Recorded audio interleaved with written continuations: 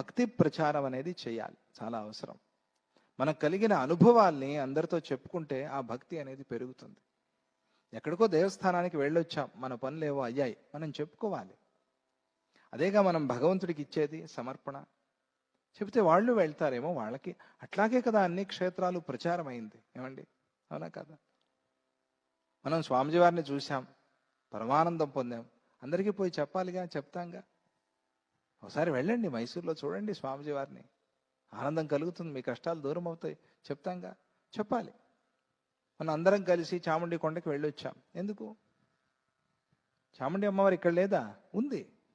అయినా ఆయా క్షేత్రాలకు వెళ్ళినప్పుడు, అక్కడ ఆ కొండనెక్కి వెళ్ళినప్పుడు ఆ భక్తి మనలో ఇంకా పెరుగుతుంది, కలుగుతుంది.